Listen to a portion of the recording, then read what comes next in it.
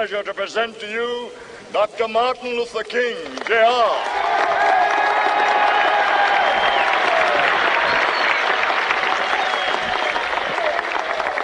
I am happy to join with you today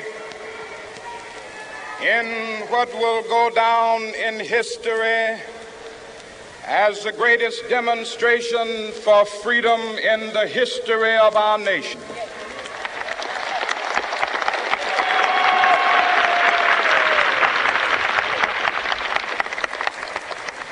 Five score years ago, a great American in whose symbolic shadow we stand today signed the Emancipation Proclamation. This momentous decree came as a great beacon light of hope to millions of Negro slaves who had been seared in the flames of withering injustice. It came as a joyous daybreak to end the long night of their captivity. But 100 years later, the Negro still is not free. 100 years later, the life of the Negro is still sadly crippled by the manacles of segregation and the chains of discrimination. 100 years later, the Negro lives on a lonely island of poverty. I have a dream that one day this nation will rise up and live out the true meaning of its creed. We hold these truths to be self-evident, that all men are created equal.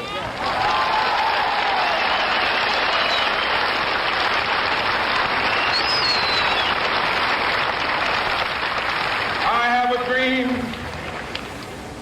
that one day on the red hills of Georgia, sons of former slaves and the sons of former slave owners will they be able to sit down together at the table of brotherhood. I have a dream that one day,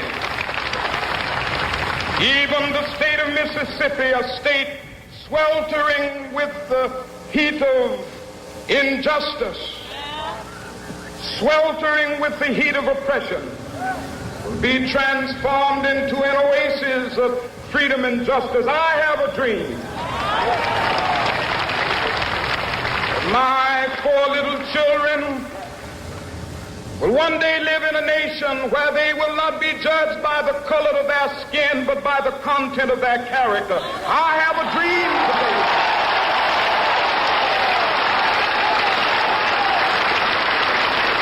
I have a dream that one day, down in Alabama, with its vicious racists, with its governor having his lips dripping with the words of interposition and nullification.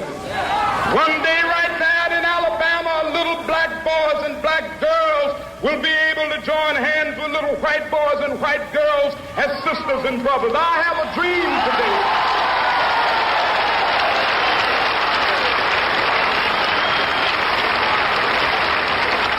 I have a dream that one day every valley shall be exalted, and every hill and mountain shall be made low. The rough places will be made plain, and the crooked places will be made straight, and the glory of the Lord shall be revealed, and all flesh shall see it together.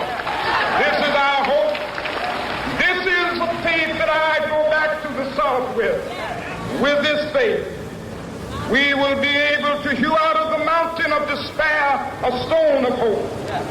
With this faith, we will be able to transform the jangling discords of our nation into a beautiful symphony of brotherhood.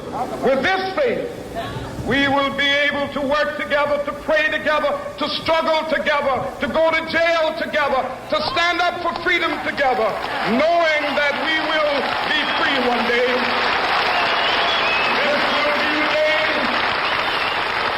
This will be the day when all of God's children will be able to sing with new meaning, my country, tears of thee.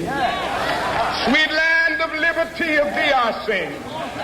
Land where my fathers died, land of the pilgrim's pride. From every mountainside, let freedom ring. And if America is to be a great nation, this must become true. And so let freedom ring. From the prodigious hilltops of New Hampshire, let freedom ring. From the mighty mountains of New York, let freedom ring. From the heightening Alleghenies of Pennsylvania, let freedom ring. From the snow-capped Rockies of Colorado, let freedom ring. From the curvaceous slopes of California. But not only that, let freedom ring from Stone Mountain of Georgia. Let freedom ring from Lookout Mountain of Tennessee. Let freedom ring from every hill and molehill of Mississippi, from every mountainside. Let freedom ring, and when it happens, when we allow freedom ring, when we let it ring from every village and every hamlet, from every state and every city, we will be able to speed up that day when all of God's children, black men and white men, Jews and Gentiles, Protestants and Catholics, will be able to join hands and sing in the words of the old Negro spiritual, free at last, thank God Almighty.